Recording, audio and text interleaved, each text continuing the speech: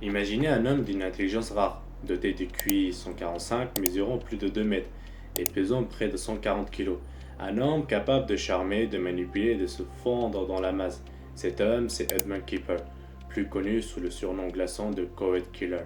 Son histoire est celle d'une descente aux enfers, d'une enfance brisée à une série de crimes qui a horrifié l'Amérique, du début à la fin. Nous allons explorer la vie de ce personnage complexe et terrifiant dont les actes ont marqué à jamais l'histoire criminelle.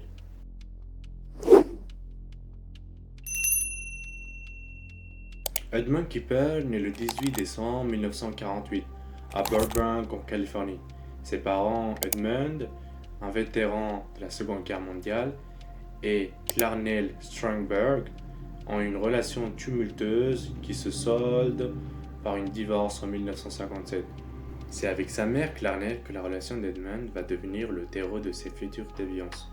Clarnell est décrite comme une femme abusive, alcoolique et castratrice, qui humilie constamment son fils et le relègue souvent à la cave, le faisant dormir près de la chaudière par peur qu'il n'en s'en prenne à ses sœurs. Ces humiliations répétées et ses sentiments de rejet profond forgent en lui une haine viscérale envers sa mère, qui deviendra une motivation centrale de ses crimes. Dès son plus jeune âge, Edmund montre des signes alarmants de troubles comportementaux. Il torture et décapite des animaux domestiques, notamment des chats, et force ses sœurs à participer à des jeux morbides comme le chambre à gaz. Ces actes de cruauté préfigurent la violence qu'il exercera plus tard sur des êtres humains. Face à l'incapacité de sa mère à gérer son comportement, il est envoyé à vivre chez ses grands-parents paternels, Maud et Edmund, une décision qu'il perçoit comme un abandon.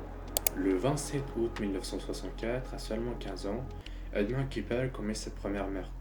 Après une dispute avec sa grand-mère, Maud, il s'empare d'un fusil et la tue. Quelques minutes plus tard, lorsque son grand-père Edmund rentre à la maison, Keeper l'abat également. Il expliquera plus tard avoir tué son grand-père par pitié pour lui épargner la douleur de découvrir le corps de sa femme. Ces actes brutaux le conduisent à être interné à l'hôpital d'État d'Atascadero, un établissement de haute sécurité pour criminels souffrant de troubles mentaux. Pendant ces 5 années d'internement, Edmund est diagnostiqué schizophrène paranoïde. Cependant, il se révèle être un manipulateur hors pair. Il étudie la psychologie, aide à administrer des tests et utilise son intelligence pour tromper les psychiatres, leur faisant croire qu'il est guéri. Il se familiarise avec le langage psychiatrique et apprend à explorer les failles du système. C'est également durant ces périodes qu'il atteint sa taille adulte impressionnante et développe une force physique considérable. Loin d'être réhabilité, Keeper perfectionne ses compétences de futur criminel, échangeant avec d'autres détenus et apprenant de leurs erreurs. En 1969, à l'âge de 21 ans, Edmund Keeper est libéré de l'institut psychiatrique, malgré les recommandations des médecins qui déconseillent son retour auprès de sa mère.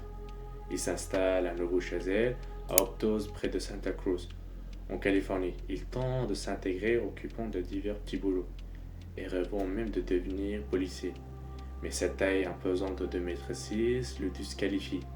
Il fréquente les bars locaux où il se lie d'amitié avec des policiers, obtenant même un badge d'entraînement et des menottes.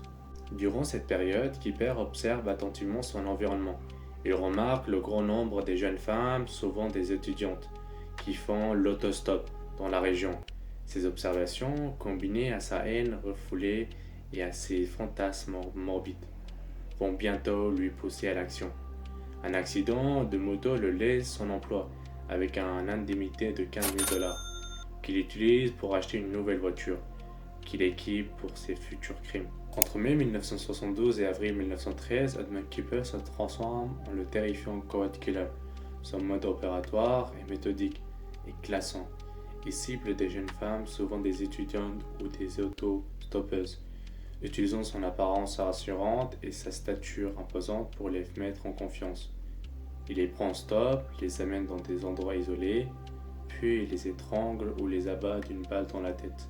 Les victimes incluent Mary Ann Peace et Anita Lucchesa, deux étudiantes de Fresno State, Aiko Ko, une adolescente de 15 ans, Cindy Sherrill ainsi que Rosalind Thorpe et Alyssa Liu, deux étudiants de l'université où travaillait sa mère.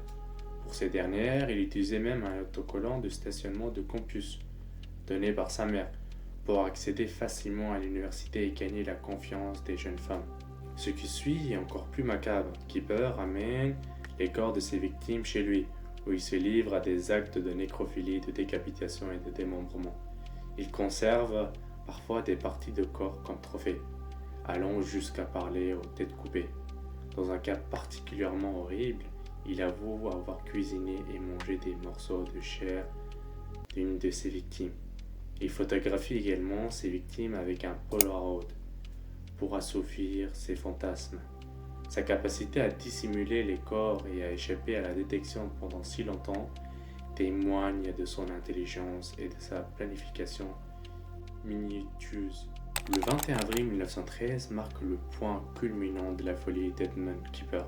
Ce jour-là, il commet ses derniers meurtres les plus personnels et les plus horribles.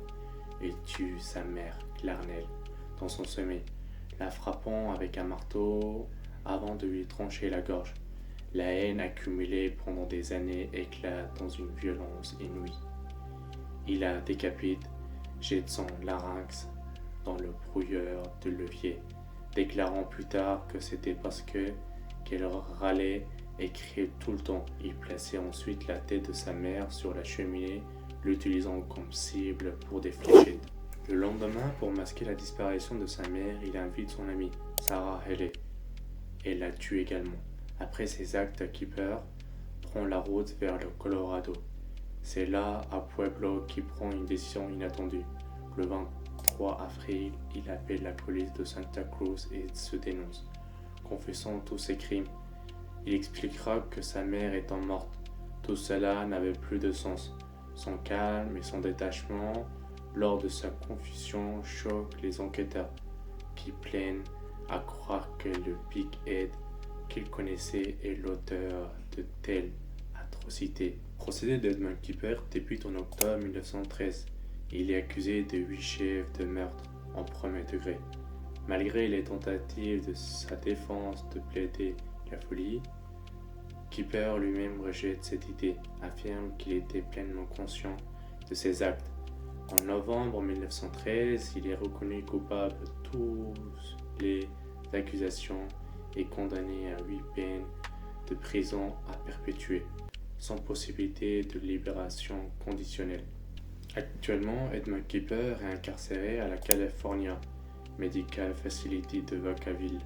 Il est connu pour avoir enregistré des milliers de livres audio pour les aveugles, une activité qui contraste étrangement avec la brutalité de ses crimes, sans qu'un continue d'être étudié en criminologie et en psychologie, offrant des aperçus troublants sur les origines de la violence et la complexité de l'esprit humain. L'histoire d'Edmund Keeper demeure un rappel sombre des profondeurs du mal et des facteurs qui peuvent y être contribués. On est arrivé à la fin de cette vidéo sur l'histoire d'Edmund Keeper. Si ce format vous a intéressé et que vous souhaitez explorer d'autres dossiers sombres de l'histoire criminelle, n'oubliez pas de vous abonner et de laisser un pouce bleu. On se retrouve très vite pour une nouvelle affaire.